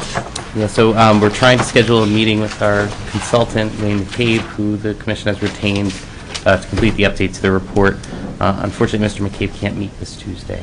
Right. He Has he rescheduled? No? He has not provided an alternative date. I'll loop back with Kathleen and Steve to identify a new date for him to meet with us. So. Okay, all right. And no further developments on the Red Cross building that we might pursue that? No, I haven't been able to find anything on it. I've really tried to do 63 Park Street. Haven't been able to find anything. Is it for sale at this time? Yes. Yes. There was talk at one time about the city buying it in the corner and making a new city hall over there. It's right, it backs up to here. No, I know the building. I'm just wondering, you said making a building a new city hall? Yeah. But that was talk. I don't think it's gone anywhere. Wow. And just to advise, that property is in our Walnut Street potential historic area, so we have it identified in the master plan. So any development application gets filed, it will come here for review. It would come here. That's good. Okay, and how about, so next is our planning board representative. Well, you were all there. You just didn't stay till 12:30. 12:30? Uh-huh. Yeah. And the one 2 weeks before was also at 12:30. Well, the next meeting is August 6th. August 6th. And that will be their preservation expert, Dr. Bedford, will be giving his report. And I think that they'll be giving us a new plan. We've heard that there might be a revised plan. Yeah, Yes. that's all we've heard. 6th? August 6th. Oh, my. We're going to have 3 planning board meetings in August. Wow. All to 12:30. I hope not. Oh, man. August So if people are available to come to that meeting on August 6th to listen to the consultant's denial of that it is a historic, because it's a historic site, it should be preserved, and about the train sheds and everything else that you've read about it. Right. And will they be taking more testimony from the public as well? Well, I don't know. Well, they always will. I mean, it's questions, because we're not to the comment phase yet, so it'd just be questions of the person giving testimony. But that's August 6th is the preservation aspect. Preservation and parking should be in there, too. That's Okay. one of the big things. I think that we're going to have at least 3 more meetings about Lackawanna at the planning board level. So. Well, that's good to know. Is that it for committees? Do we have another committee? We have That's 2 it. other committees. Yeah, design review. Oh. Do you want to talk about it? Oh, well, I mean, it's just the Orange Avenue, Orange Street, Orange Road. Orange Road parking garage.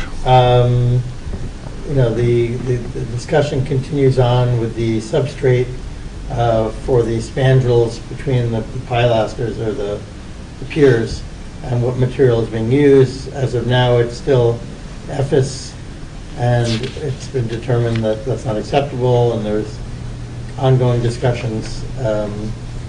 There's some I would say, duplicitous representations made in the last proposal, and I think we're waiting to hear back. I think we made a decision to reject. Is that the final conclusion? Yeah, it was rejected. It was rejected, okay. Because of it being EFS. It's unclear to me what the structure is, even on the pilasters. I think that's their whole problem is the structure that you see in place apparently cannot carry any more load, and that's why we couldn't get the cast stone in there. And if we did ask for cast stone, they were going to be asking for more property from the city because it has to come out farther. Isn't it 10 inches? I mean, it's... Oh, it's we've also- already moved it, Right. at least 18 inches. It's already way beyond what... It's way beyond what It's was like you can't go, original. you'd be onto the sidewalk. Yeah, So- yeah. So it's a bit of a, I think a bit of It's a conundrum. Yeah. But of course, they designed it, and they were responsible for... Well, when it was in preliminary phases, they felt that they could put this whole system within the footprint of the lots, and then they found out they couldn't. And then we gave them okay to take more property in order for this to go in. So, from a preservation point of view, there are just still the same two issues for me, which are that they're proposing a material that they're trying to say is going to match or to look like cast stone, and it's not, because stucco just doesn't weather, doesn't age, doesn't it'll be right next to another material that will be quite different over the course of time. And then the other thing is that, depending on the substrate and the detailing, it's also going to look quite different from cast stone. So there's the easily rejectable sort of the sandwich system that is in our ordinance that we can say no to, that relates specifically to, like a stucco coating over insulation. But the issue for me, I mean, that's part of it because that dictates a certain other set of characteristics, but it's also just that, they're kind of just adding this other material that's just going to look quite different, and that, just saying it's going to look the same and it might look the same for the first chunk of time it's just misleading. So, we are in a conundrum because, as Steve says, if they go with something more substantial, that, that changes the footprint, that actually makes them redesign the structure, and that's really not our fault, but it's Right. where we're at That's also a right now. representation that they made, which I'm somewhat cynical, but... Yeah, I mean, I'm trying to keep it judgment-free, but it's difficult to keep it that way because it seems, there's a lot of talking going on. We offered substitute materials that they should consider, and they rejected them based upon characterizing them in certain ways, which was completely untrue. The characterization was incorrect. So I think there's a resistance, and I think pushing back now, they're going to have to rethink it. So when is the next meeting? Or has it been scheduled for I the? don't think so. Did Janice issue our final, there was a I lot don't of back think and that she forth. actually issued, it. there was... There was a bit of back something- and forth on how to communicate exactly what points we wanted to communicate. And I'm not sure Okay. she's quite yet issued that to the Right. to the designer, so the scheduled meeting, do you know, Graham, yeah, Right. so we're a There little were bit, about 5 or 6 dates given, so... yeah, Okay. so we haven't, All right, so maybe we'll hear by the Yeah. next meeting.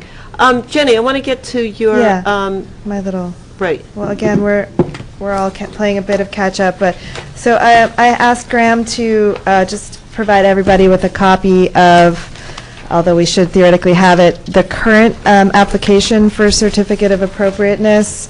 And then what I did, I want everyone just to take a look at it, because this is what applicants download and fill out in order to go before our board for a certificate of appropriateness. And then just for this exercise, I went straight to the ordinance and copied out exactly the parts that didn't make it into this application, because if you begin to look at it, it's quite specific about signage and awnings, and quite faithfully represents what's already in there. And then we get to the very last paragraph, which to me are sort of the much more significant projects we should be detailing the application requirements for, which is new storefronts, facade alterations, restorations, or new construction, and it just sort of trails off.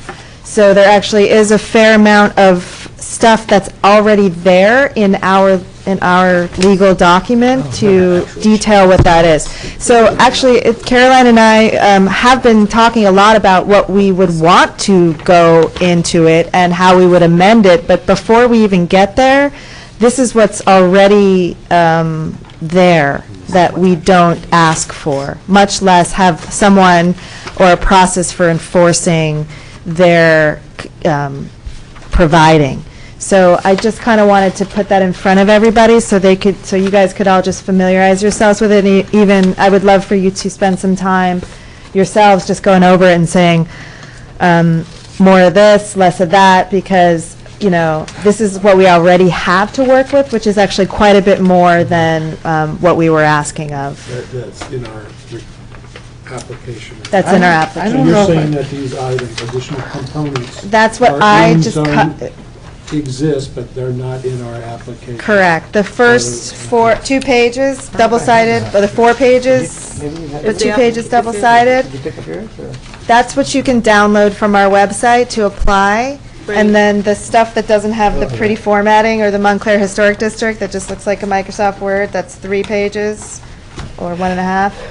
That's in our ordinance, but not on the physical form. On the physical application. Yeah. Okay, So so then, anything that is in this ordinance already, we could just put right in the We could just checklist. put right in there. Anything above that, it would have to go before city council get approval. Right. Right. Part of the check. So again, I'm the type of person who, we've got all sorts of ideas that go above and beyond and edit and this and that, but before we even go there, let's just please, for a moment, read what we have already and Right. see how we feel about that, because that's just low-hanging fruit. Do you have an extra copy? of what? Of You've got it right handout. there. You have it, No, I don't. I'm You have it borrowing right his. there. No, it's Graham made Oh. copies for we everybody. make copies for everybody. Do you have an extra? Here, you can have mine.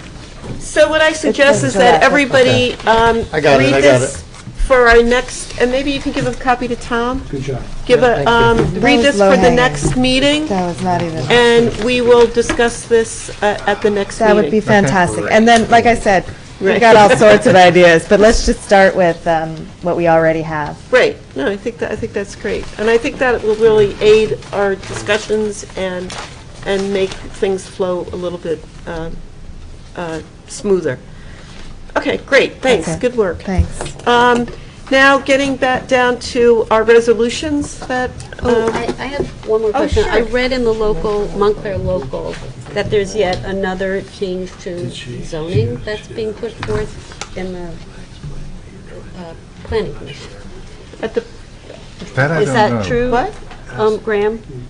That the zoning The is, pending zoning ordinance that was referred, sorry, I don't want Guys, to, the council is considering the zoning recommendation that the planning board passed to them. At the last council meeting when Ms. Talley presented, at the conference meeting in June, the council asked for modifications. And so the council, and it's, I wasn't at the meeting, so I'm not totally privy to the conversation, but I believe that there was some concern expressed by the council that reducing the height along Bloomfield Avenue to 4 stories may not be what's in the best interest. And the mayor did present a little bit of research that was supported by our office that actually only one building that is 6 stories in height has been constructed since 1929, when the 6 stories under zoning, not under redevelopment. The other buildings that are taller have all been done under redevelopment plans.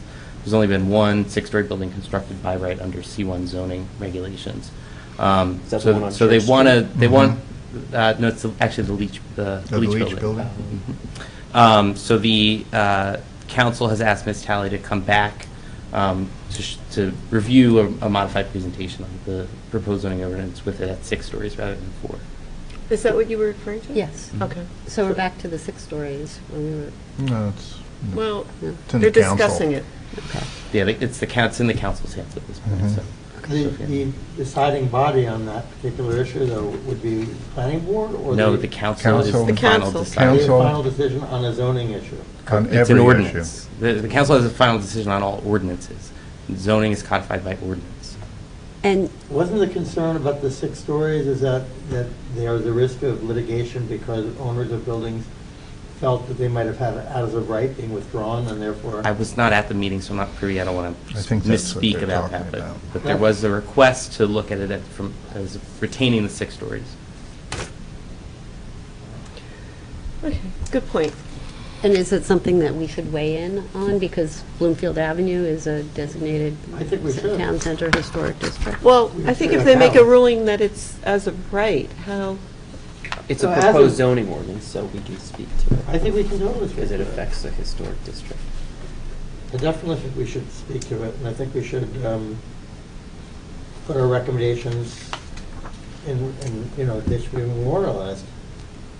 But the question is, in what form?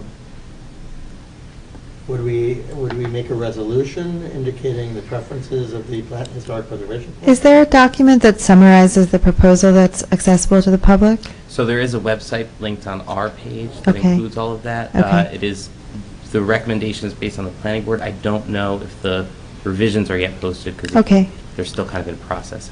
The revisions that the council requested. Because before I opine, I want to know what. I think we should wait until it goes up for the first reading, so we actually know what. right. What we the can't- actual, right. yeah. You know, Yeah, there's we- still. And just to further Yeah, expound uh-huh. on that point that Mr. Hyman just raised, this was introduced at a council meeting for discussion, for listing on the agenda. It has not been introduced for the first read, and then second read is the public hearing portion of it. So it is still kind of, the ordinance is kind of still in draft form and not yet crystallized. So Are we considered the public? Would we be part of the first reading or the second reading? So the second reading is when all public comments are But what are accepted. we as a, That would be, you guys would participate as part of the public as comment. part of the public, even though we're the I mean, historic this is- preservation? We can The council provide members don't comments even as the body. Really talk about it At on the- first read. First reading is really just an announcement. Yeah, they just Okay. announced that Yeah. at this next meeting, we're going to They talk don't about actually it. Okay. discuss it. But I have a question. If at the public meeting, would we be speaking as individuals, or would we be speaking as a board, speaking on behalf of the board?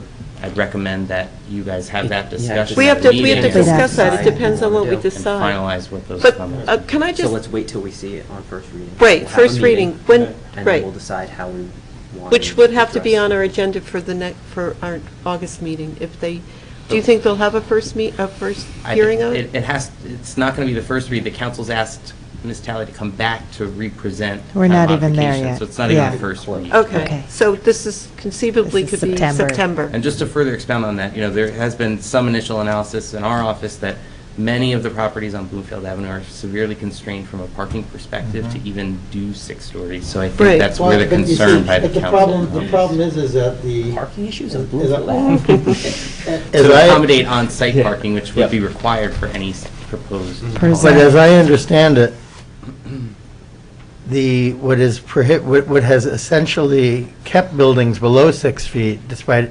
potentially Stories. being of right, has been the parking situation all throughout. Mhm.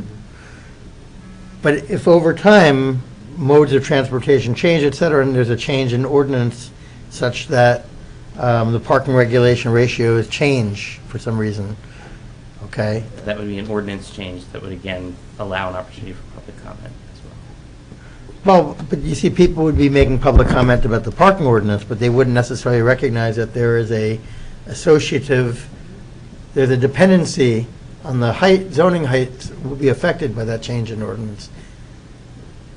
The 6-story buildings, which have historically not manifested because of the limitations in parking, would ultimately become viable if the parking regulations change. I think you need to look into that, because I think the ratios are pretty severe.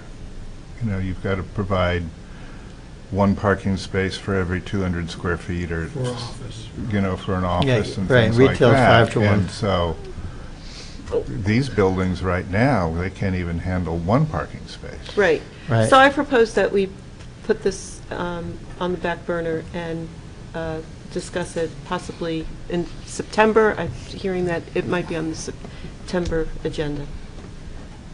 Okay? Now, we have these two resolutions. Mhm. Like, should have already, just like the minutes, if there are any proposed changes. Okay. So, let's look at the first one, which is the Keller Williams at 237, 249 Lorraine Avenue. Are there any proposed changes to this?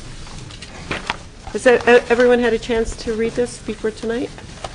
So this is a summarization of our last meeting's resolution, and we're verifying whether it's This is accurate. the This is a the official memorialization of certificate. what we voted on. at the Right, last right, right. meeting. And what we're here to do now is just to verify that it's not omitted, there's no omissions or errors. Great.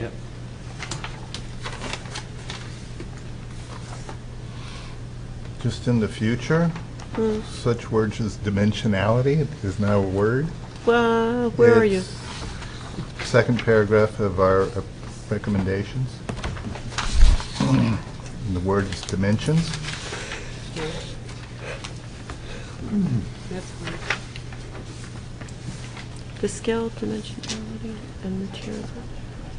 Scale dimensions and materials can be changed. So, can we I mean, Change no. change it? dimensionality to dimensions. Just change it to dimensions. Okay. Okay. So the dimensionalities. It becomes dimensions. Becomes dimensions. With an Oxford comma. Okay. Anything else? We're good on that? Do we have to vote on that? Yep, to vote to Motion approve to. All right, Motion to approve as amended. Second. All in favor? Aye. Aye. Okay, the Watch on Delhi resolution. This is HPC 2018-21. Watch on Delhi at 117 Watchung Avenue. The commission decision, there were 6 ayes and 1 abstention. Does anyone have any questions about, not questions, any comments? I drove by the other day, it looks good. Oh, really? Yeah. I'm glad we kept the gold. Yeah, that was Good. All right, can we have a vote? All of those Motion to approve. Second. Second. Where are the actual recommendations, so? It's always paragraph 8. Oh, here. Right. Can you vote on it, David, or are you reading it? No, I just, I didn't know where the actual, it's the section 8. Right. That was the recommendation. Okay. That's The fine. abstention on. Oh, Caroline. Caroline. So we have a second motion. All those in favor? Aye. Aye. Okay. And before we adjourn, But before we adjourn, I do want to encourage you guys to click on that link I had Yes. Graham send around for the 4th regional plan. Oh. It is the what? fascinating. It is There's a regional plan association, which is an independent nonprofit that focuses on the metro area, the tri-state metro area as a group. Basically, because nobody else does, because it's 3 states and 700 municipalities and all these different It's the oldest regional things. planning association in the It's super country. cool Founded if you in actually look in the 1912. history. Yeah, if you go back and if you're a history nerd like me, it's fun and It's only the exciting. 4th sent it out time they've to ever us? released. I had Graham sent it yes, out. it's Yeah, gone out. there's a You've link. got it. There's So a link. this An year, this email. plan, Yes. in an email, yeah, this plan is just all on the web, so you can read it all, and it's got some really fascinating stuff for Jersey, but just for the whole area, but it's a great read if you're Great. interested in planning and zoning. I recommend you look at it with a large screen, because on this. Definitely don't do it on your phone, yeah, no, There's a you lot can't of see stuff half in of there. it, but it is a great, it's like, and also give yourself a little time, because Yeah. the executive summary even is quite It's long. engaging. Yeah, that was my version of long, was Thank you. engaging. No, Yeah, great. it's a good link. So before we adjourn, the referral from the Board of Adjustment, application 2567 for 37 North Mountain Avenue, has been carried to, oh, wait, that's carried To the August. The August meeting. the August meeting. Can we schedule a meeting of the, what was it, the revisions committee that was there to discuss the changes? Because I think it's important that our consultant Mr. Connolly has Mr. seen the plans, but yeah, we can. No, but I think it's important to discuss what was, what we talked about at that meeting. Mhm. So if we could, make an appointment and include Mr. Conley before the August meeting, I think that would help with, certainly with his recommendations. Are you of what- suggesting to visit the site?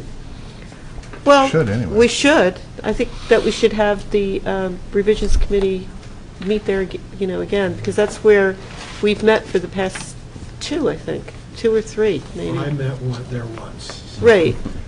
And was the discussion documented in some way? You were there. Yes. Yeah. So we have a document Mhm. of what was agreed to. Yes. Okay. So for that meeting, could we have that information as well? Of the previous discussion Yes. that was agreed to? Yeah. Yes. Mhm. Okay, that would be great. Yeah. So maybe Now, then. but the plans are amending the whole prior approval, so you kind of need to look at them from a new perspective, I guess. Oh, so, but it's not going to come back to us for recommendation? Yes. Yeah, our August meeting, you're going to see the revisions that they're proposing to the revisions are very limited in scope. It's just, I believe, the windows, the railing on the front, it's very. The door. The door, yes. The door. It's- But there's other considerations, I think Oh, there's that's other right. Yeah, you things. have the plans, right. That we Right. should look at, and I think it's good to. But your comments need to be limited to what they're proposing under the amended site plan, because it's an amended site plan application, so it's a little Okay. bit different than a. Well, can we still schedule something? We can certainly still have the meeting, I'm just. Right. Some of the kind work's advising. already been done, correct? A significant portion of the work Yes. has already been done, correct, under the prior approval. So this is just amending a few elements. Yeah, I'm thinking about the brick panels in the front of the building, below the windows. Yeah, so sometimes it's like post-completion, yeah, this is an odd case. Or rip it out. Yeah. I think they should. That used to be a garage door. All right, anything else that we, Yeah, I just wanted to bring up one thing on Lackawanna again. It didn't really fit into our discussion, but as Steve said, it looks like the public comment period won't be for another 3 meetings. So I think Dr. Bedford's going to testify August 6th. I think we should all attend, and our August meeting discuss how we want to respond to that, because that report and that testimony is basically to discredit the memo that we prepared. I know David and John have worked on a presentation, and I think we should kind of bring those 2 elements together and have a subcommittee present on behalf of the Historic Preservation Commission as a whole, kind of responding. And I think it makes sense to listen to Bedford's testimony first before we decide how we want to respond and how we want to work in their presentation. So that's my proposal that we talk about. We put this on the agenda for August. Sounds good. And just a word of caution, we have 7 applications already. on for August meeting. the August agenda is quite packed. And I got a call about 2 more today. Yeah, Bring a what? sleeping bag. Bring a sleeping bag. Don't forget those time limits, not limits, excuse me, time guides. Yes, Time, yes. I can't, So we I could have can't 9 limit applications. anybody. 9? Oh, Let's all right, so, anything else to I discuss? have one other item. I don't know if you guys, I sent around this sign that I located. Oh, yeah. And it doesn't really say that the sign was sitting on the site. It just referred to Crane Town, and that there was a house that sat at Claremont, spelled differently, and Valley Road. What should I do with this sign? Where should it go? I don't want to. Town Hall. Historical Society? Historical? The History Center. The History Center. The History Center? Yeah, Okay. yeah, So we'll take it over there, yeah, no, I think they would, because that's something that, I was amazed. The guy said he found it in a metal scrap yard. Maybe because And they they're mi- getting ready to melt it down. wow, Maybe it was because meant they to be. misspelled Claremont Ave. They spelled Claremont, C-L-A-I-R-M-O-N. I'll tell you, I'll just say something that's very interesting along those lines. I got your email while I was seeing a band playing, and the name of the band was Cranetown. The Montclair band. On that note, can we have a motion to adjourn? Motion to adjourn. I'll second. Second. All those in favor? Aye. Aye. Okay, let the Good night, record show it's 10:05.